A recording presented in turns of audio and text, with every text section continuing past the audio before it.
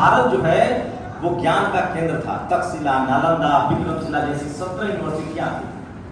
जैसे आज कैम्ब्रिज और ऑक्सफोर्ड दुनिया के लोग, हम लोग पढ़ने जाते हैं या दुनिया से लोग पढ़ने आते हैं, इसी मगध की धरती पर नालंदा में दुनिया के छात्र पढ़ने आते थे। जब बुद्धमय भारत था तो अखंड भारत था।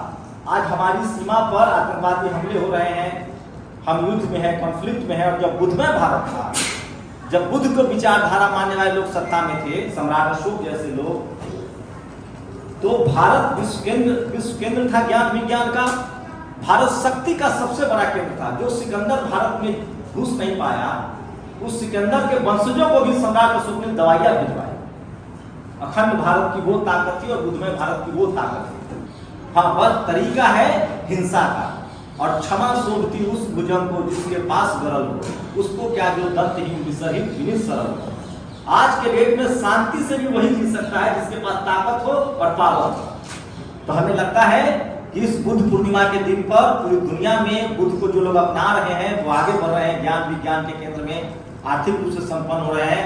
भारत कहीं ना कहीं जहां से बुद्ध की ओरिजिन है, और खासकर मगध, यहाँ के लोगों को बुद्धिज्म के रास्ते पर तेजी से बढ़ना चाहिए। उससे आपकी तरक्की होगी, ये राष्ट्र फिर से मजबूत होगा और दुनिया में हम शांति के फिर से सबसे बड़े वाहक होंगे।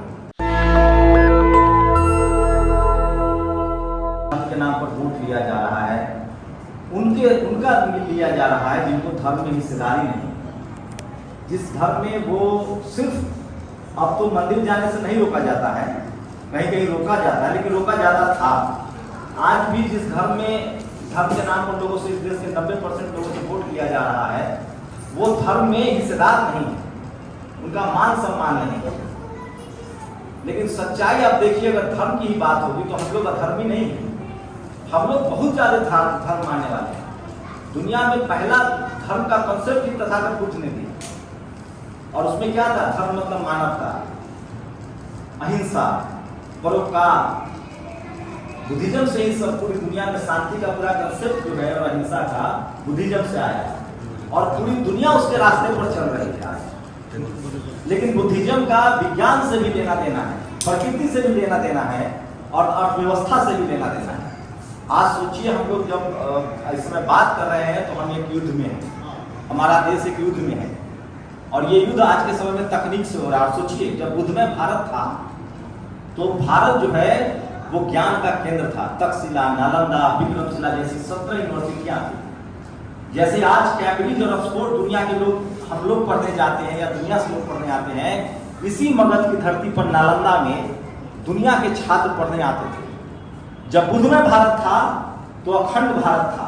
आज हमारी सीमा पर आतंकवादी हमले हो रहे हैं, हम युद्ध में है, कॉन्फ्लिक्ट में है। और जब बुद्धमय भारत था, जब बुद्ध को विचारधारा मानने वाले लोग सत्ता में थे, सम्राट अशोक जैसे लोग, तो भारत विश्व केंद्र था ज्ञान विज्ञान का। भारत शक्ति का सबसे बड़ा केंद्र था। जो सिकंदर भारत में घुस नहीं पाया, उस सिकंदर के वंशजों को भी सम्राट अशोक ने दवाइयां भिजवाई।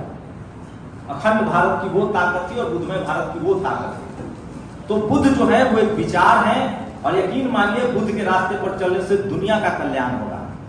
और बुद्ध ने जो कहा है, अगर दुनिया के हम लोग भी माने तो हमारा भी कल्याण होगा। बुद्ध का मार्ग बेहतर जीवन का मार्ग है, डिग्निटीफुल लाइफ का मार्ग। उन्होंने कहा है first priority health, second priority society.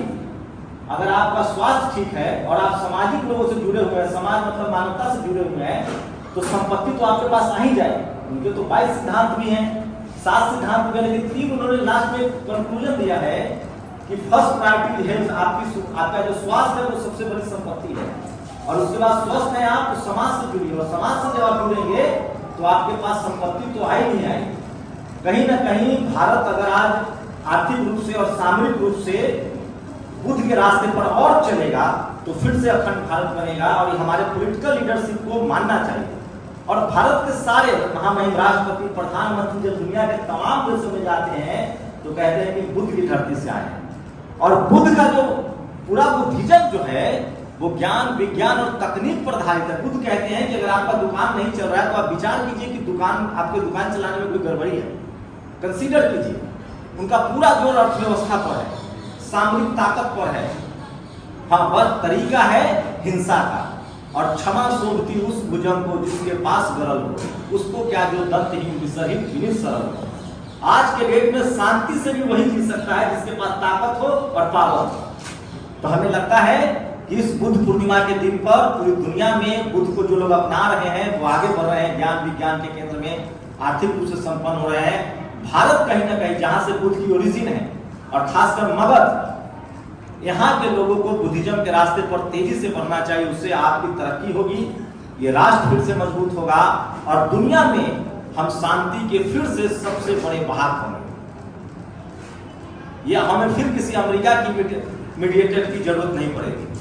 तो बुद्ध का रास्ता ये वो रास्ता है जिसमें आपके पास ताकत मिलेगी, संपत्ति मिलेगी, और सबसे बड़ी बात जो अंत में साबित होता है कि हम एक बेहतर इंसान बन पाएंगे, ह्यूमन बीइंग बन पाएंगे, और हमारे बीच जाति, धर्म, लिंग के आधार पर जो भेदभाव है हम उससे भी बच पाएंगे और दुनिया को एक बेहतर दुनिया, प्रकृति को एक बेहतर प्रकृति बना पाएंगे।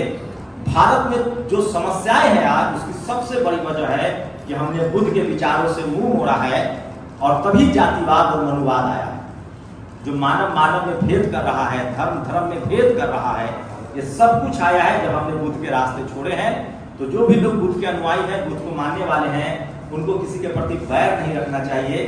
और बुद्ध ने लास्ट में कहा है कि शब्द में ही शक्ति होती है, और इस देश के 90% लोग जिनको आज शोषित और वंचित करके रखा गया है जाति धर्म के नाम पर, कहीं ना कहीं उनके शब्द की ताकत को गढ़ने से रोका गया, स्कूल कॉलेज से रोका गया।